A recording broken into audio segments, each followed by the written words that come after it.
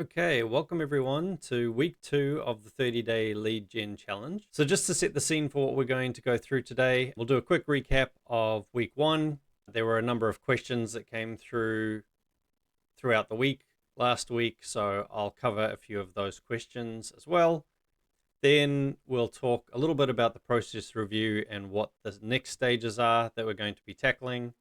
I'm going to walk you through a few different scenarios and examples showing you the whole process and a few little techniques like why we don't want to assume anything through this process, the full observe, value, engage process, before finishing up with what your key challenges are to tackle this week. So with that said, let's dive in. As a quick recap from last week, you learned how to set up your profile. You learned how to start targeting people that were in your niche, in your industry, using things like viral posts, targeting top contributors, and how to use techniques like using the meta pixel to your advantage to be targeted with ads for competitors so that you can pull potential leads off those ads as well. Now, that led to a few different questions that came throughout the week. So first of all, one of the main questions was around whether you need to use a personal profile or your business profile. I strongly recommend using your personal profile. If you are not comfortable using your personal profile for any reason, then best to set up a secondary profile of some type.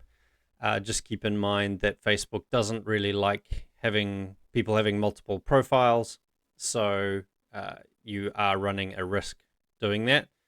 Ideally, though, if you're not using your personal Facebook profile to really engage in your personal life, then I'd consider starting to convert your personal profile into more of a business style profile to help with your lead generation. Personal profiles can connect with a lot more people. You have a lot less restrictions on how much you can message people, how much you can friend request people, versus say a business page where you can't actually send friend requests. You're very limited in how you can send people messages, for example. So ideally, a personal profile is always the way to go. The next question was why we use friend requests. This one is more specific to Facebook, but in reality, most of the social media platforms have a similar concept. But particularly on Facebook, a few months ago, Facebook made some changes where they don't really like encouraging people to send messages to others that aren't their friends already. So what you'll see now, particularly if you go look at your own privacy settings, that when people message non-friends, that message is most likely either to go direct to the spam box or it is going to go into message requests, which a lot of people don't check or even know that they have message requests pending. So the reason we use friend requests is that we send out a blank friend request first, and then we target those people that have accepted our friend request as a way of working with the rules that Facebook has put in place for us. The next question along a similar line is why we use a soft opener like hello or just a brief comment instead of diving straight in with our pitch. Aside from the fact that being pitched immediately when you connect with somebody is incredibly annoying and unprofessional. Once again, this is tying it back to the rules that Facebook has put in place. So Facebook watches very carefully when you first connect with somebody, what kind of interaction you have with them. If Facebook sees that a lot of people are blocking or unfriending you shortly after your very first message, then they take that as a negative indicator, and your account is much more likely to get restricted.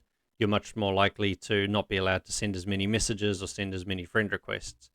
So sending a soft opener, like just a simple hello or great to connect or something like that, what often happens is somebody will just respond back and say hello or hi back or also great to connect, something along those lines. And generally at that point, what you'll notice is Facebook more or less lifts all of its restrictions from that point forward. Once it sees that there's been some degree of interaction between two people, it's a lot less cautious about those interactions going forward. And you'll notice that more or less at that point, once you've had a couple of back and forth conversations, At that point, you can more or less message the people as much as you like, provided that, once again, Facebook doesn't see that you're starting to get lots of people flagging you as spam or blocking you. So we want to send a brief soft opener, get them to engage back with us so that then a lot of those restrictions are lifted, and then we can start messaging the people as much as we like. The last question that came up was around mutual friend issues. So if you're having any issues with having enough mutual friends, and what I mean by that is sometimes when you send friend requests, you'll see an error popping up that says you don't have enough people in common with this person, something along those lines. So then how do we deal with that? The best way to deal with that is if you are targeting specific Facebook groups, the thing that we're going to look for in there is the group admins. We're going to look for the other top contributors within those groups and other people that have a really high friend count within that group, and try and become friends with them as quickly as possible, which often expands the network very quickly. If you can become friends with, say, a few of the top contributors in a group, highly likely that they're already friends with a lot of people in the group, particularly if they are an admin or something like that. And so then your number of mutual friends with each person in that group often climbs up very rapidly. And at that point, you stop getting those sorts of restrictions. If I missed any questions, please let me know. I will be sure to include them in our next video as well. Now, back onto the process for this week. So as I said, last week, the focus was all around the connection process, and everybody seems to have that down. So this week, originally, we were going to focus just on the observe and value stages, but as I was putting this training together, I realized that actually bringing in the engage and review stages is going to be quite important, and I think will be a lot more helpful for you if we cover all 4 of these stages at once. So we'll jump in and I'll show you exactly how to use these 4 steps to your advantage to really start ramping up the conversations that you're having and the engagement that you're having with the people that you connected with during last week. So at this point, I love bringing up this picture and really focusing on a very important point, which I like to bring up, which is don't assume anything. The reason I say that, and the reason I like using this picture, is I want you to think of the process that you're going through when sending these direct messages as though you are sending messages to a person that is on an island surrounded by hungry sharks. There's only one small path leading away from the island, and they can't find it. You are the only person that knows where the path is and can show them how to get to it. Now, why do I say all of this? The reason I say it is because when you look at an image like this, a person stuck on an island surrounded by sharks with one little path they can't find, your immediate assumption is, oh my goodness, I need to help this person get off that island and find that path, right? But straight away, we've made a heap of assumptions about that person. We've assumed that they're on the island against their will. We've assumed that they have a problem with being surrounded by sharks, and we've assumed that they even want to get off the island in the first place. The reality is maybe they love the island they're on. Maybe they're researching sharks and they're absolutely loving being there because they're surrounded by sharks they can research all day, every day. And maybe they just absolutely love being on the island and just don't want to leave it at all. So if you dive in straight away with a bunch of assumptions around what the person's stage of life is, what the person's status is, what the person's problems are, you're just going to end up creating conversations that go in completely the wrong direction, don't really uncover anything about the person that you're trying to interact with, and ultimately switch them off, even though they may have potentially been a really good client for you. So instead, I want you to keep this image in your mind and think about the fact that through this process, we want to uncover really what that person wants, why they are where they are, and if there is an opportunity to, in this example, get them off the island, how we can be the ones to help them achieve that goal. So how are we actually going to do that? That's where the observe stage comes in of our Converti process. There are 3 key pieces to the observe stage. And this is in terms of how you are going to craft the messages that you send people after you've had that initial connection you've done the soft open, and hopefully you've received some sort of opening back from them to start the conversation. Step one, we're going to make an observation. To do that, we're going to have to go look at their profile, try and learn a little bit about them so that we can make a genuine observation about something to do with them, their family, their lifestyle, their job, whatever it may be. We're then going to work in some subtle praise. And the reason I say subtle praise is because we don't want this to look over the top. If you go in and you're just raving about how much of an amazing person they are, people are going to see through that right away. You don't really know them. They know you don't really know them. And so we don't want to go in guns blazing, but we do want to start warming them up and opening them to a conversation with us. And the last part of this process is what I like to call creating bridges. So if you think of our shark analogy, we're going to start creating these paths, creating these bridges off the island so that the person can take some of them if they want to and give them different options of how they might be able to get off that island, aka how they can further take the conversation with us. So first of all, going back to my shark analogy, I've used an example here to show you. So I noticed that you live on a beautiful island. So my observation is just, I noticed that you live on, and I've tied it into my subtle praise. It's a beautiful island. And then the bridges I've created here is I've always wanted an island getaway. I just haven't had a chance since the kids arrived. Now, the two bridges I've created here is I've indicated that I've always wanted an island getaway. And I've also introduced the fact that I have kids. So when this person reads the message, they've got a couple of bridges here they can take to continue the conversation with me. They might come back and say something about, oh, why have you not had an island getaway? As an example, gives you the opener to continue the conversation.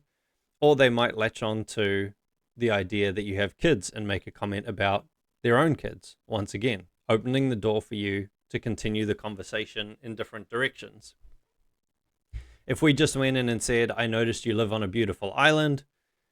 Okay, great. That's nice. Thank you.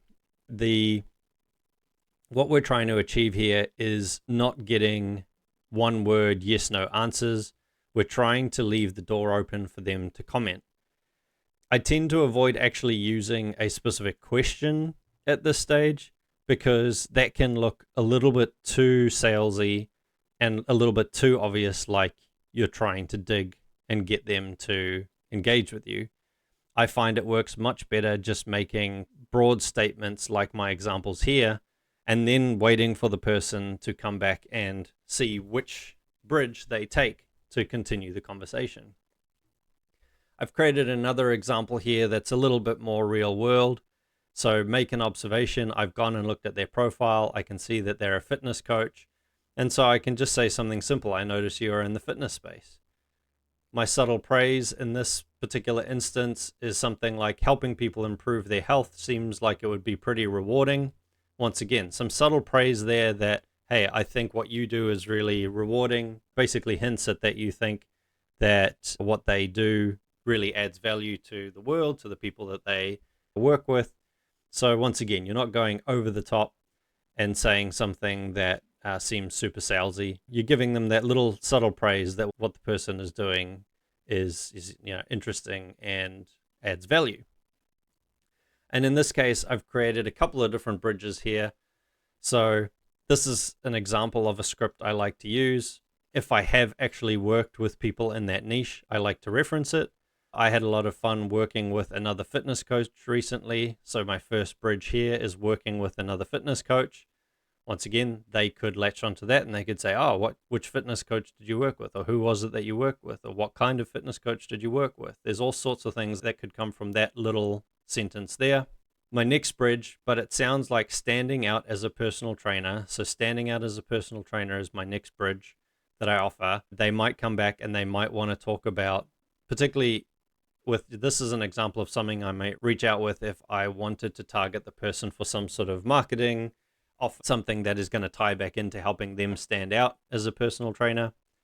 So once again, by adding that bridge there, it gives them the opportunity to come back and comment on, yeah, standing out is really difficult at the moment, and open that door to more conversation.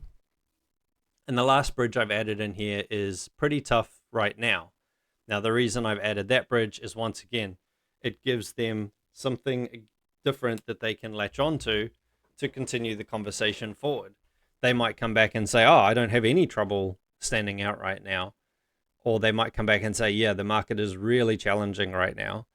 And so those, once again, are different bridges that can be opened up for you to take the conversation in different directions. I'll generally try and work in my bridges so that whatever they answer, it starts sending the conversation in a direction that I want it to go. I wouldn't typically just throw in bridges that are just going to create conversation for conversation's sake. So in these examples, you can see working with another fitness coach. Okay, I've hinted at the fact that I work with fitness coaches. There's an opportunity to start a conversation about that. I've hinted at that I know about standing out as a personal trainer. There's an opportunity to expand on that. I've hinted at that the market is really tough right now. And so if they want to talk about that, we can start talking about that.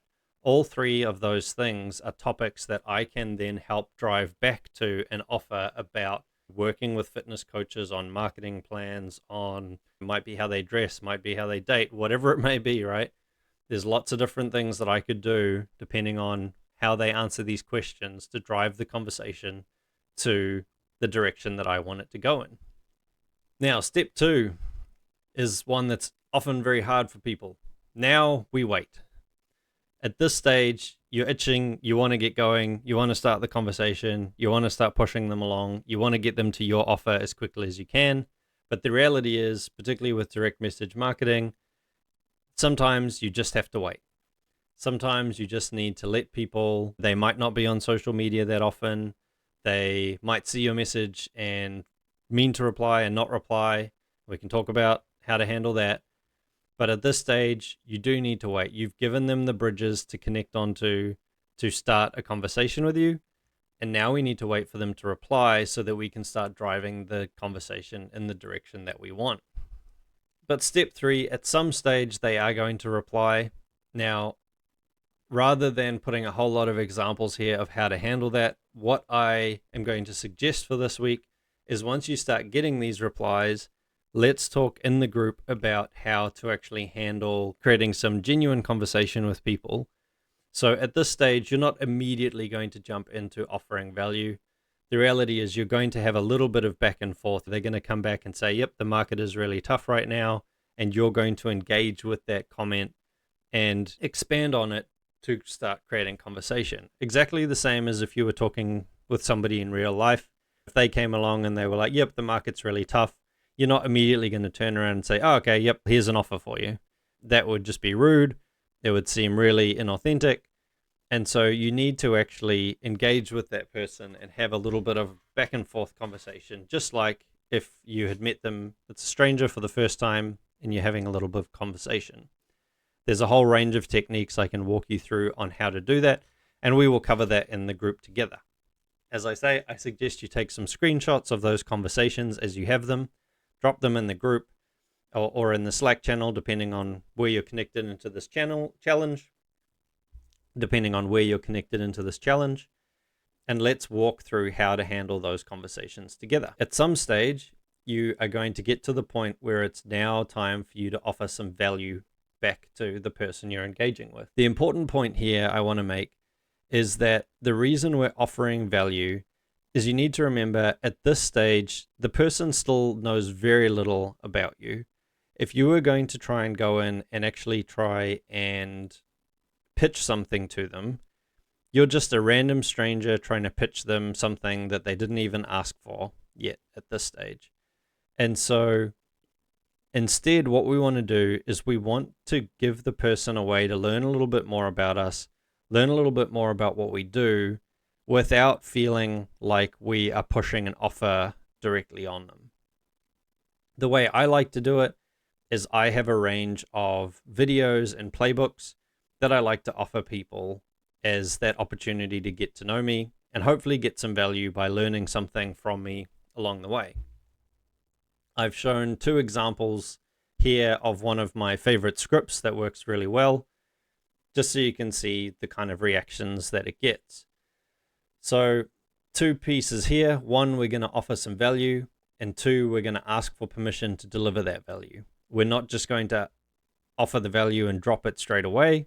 We want, once again, for them to engage back with us and actually agree to take that value from us as the next step. And you'll see why as we progress further through this process. As I say, here's one of my favorite scripts that you can use. This one is quite generic. I would tend to tailor it a little bit more personally and a little bit more towards your offer than what's here.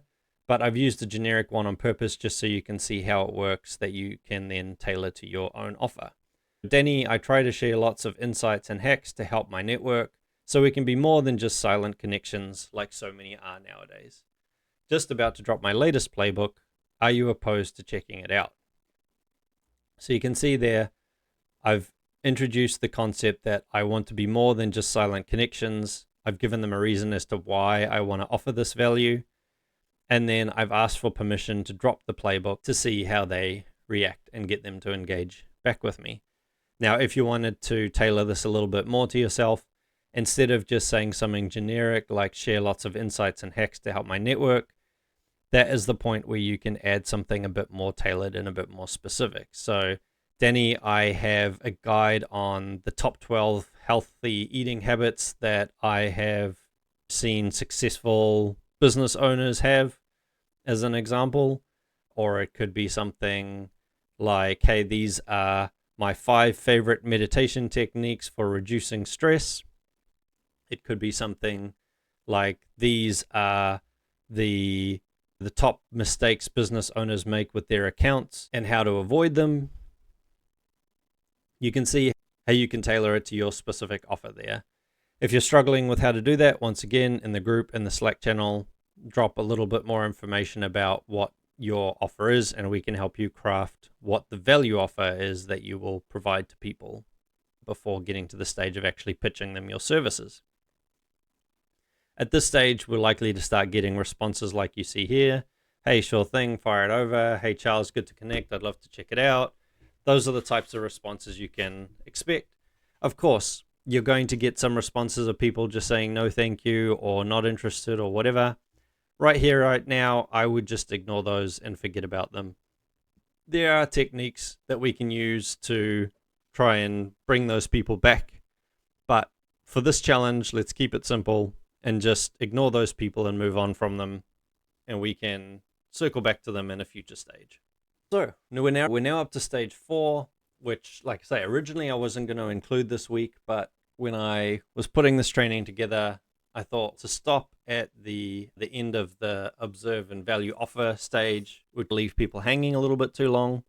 I thought I'd show you the engage and review stage as well to keep the conversation flowing. At this stage, they've now responded and said that they are interested in whatever the value offer is that you asked for permission to deliver. And so you can see here, I've bridged the comment that they made. So in this case, he must have said something nice. So I've said, I appreciate the compliment. Here you go. And I've just dropped my Google Drive link or my Google Doc link to our No Money on Ads playbook. So that's the first piece, which is engaging and delivering the value that we told them we would give. This could be in the form of a document like this, a PDF. It could be a link to a video, some sort of training. But the big thing I would say here is one of the biggest mistakes I see is sending people to a link that either requires an email to access, or it requires some sort of paywall, or worst of all, it's some sort of training that only gives you half the information that you need and then leads you to some sort of lock, paywall, whatever it may be, friction point that prevents them from getting the full value of the document. If you do that at this stage, all you're telling people is, I'm only going to give you little bits of useless free information to try and drive you into paying me for my offer. What you want to do instead is give them so much value at this stage that ideally it should be something that most people would pay for, right? You want to give them something that they look at and say, whoa, this is a ton of free value that you've given me. And so now I am more interested in who you are and learning more from you about what you do. And that's where the review step comes in. So as you can see here, I've added this in the example. You can send this right away after you've delivered your piece of value. What you're going to do is you're going to give them the opportunity to engage with you based on the content that you have now provided them. So my example here, once again, you're welcome to use this line as your script. It works really well. Just nuance it to your particular offer. What type of clients do you typically look to work with anyways? I might have a pointer or two to share to help you best use this. So once again, what I'm doing here is I'm not just dropping the link and waiting for them to review it in their own time. I'm immediately asking a question so that even if they never open this document, there's an opportunity to continue the conversation based around the topic that I have sent them. So in this case, I've sent them this guide on the No Money on Ads marketing playbook, and I'm immediately asking a little bit more about the types of clients they work with so that I can engage further in the conversation. So as an example, at this point, if they come back and they say, oh, I typically work with students, for example, that might immediately indicate to me like, oh, this person is not the right type of customer persona for me. But if they come back and they say, oh, I typically work with business owners, okay, you might be a good target market for me. The idea behind this question is to start the process of getting to understand a little bit more about who they are, what they do, and really understand whether this person is qualified as a potential prospect for you to work with. So on to this week's challenge. So this week, you can continue connecting with people. It should be starting to form a little bit of a habit for you. Hopefully you've got a daily routine now to send out your connection requests and qualify people, get more friend requests out there. This week, you've got 4 main things to start doing. You can start the process of getting used to how to observe and comment on people's profiles. Once again, remember the 3 steps here. Make an observation, provide subtle praise, create conversation bridges. You're then going to either wait or have a genuine conversation with those people, a bit of back and forth, just to start warming up the conversation, getting to know each other. And then when there's a window of opportunity, you're going to go in and offer a piece of value so that they can get to know you even better. Once they agree to your value, you're going to engage by delivering that value, and then you're going to start the review process by asking them a targeted question related to the piece of value that you've just delivered that's going to get them to open up a little bit more about a qualifying question that you want to know. So once again, as a reminder, offer value, ask for permission to deliver that value, and then deliver the value once they agree, and use an open-ended question to get them to start qualifying themselves for you. So if you need to know the type of clients they work with, you're going to ask something about that. If you need to know the number of staff they have, for example, you're going to ask something about that, provided it's related back to the piece of value that you offer. Once again, tying this into something like fitness, if you've offered something about fitness, you're going to ask something about their current fitness journey, about their healthy eating plans, something along those lines to start the qualifying process to make sure that this person is a good potential target for the offer you ultimately want to make with them.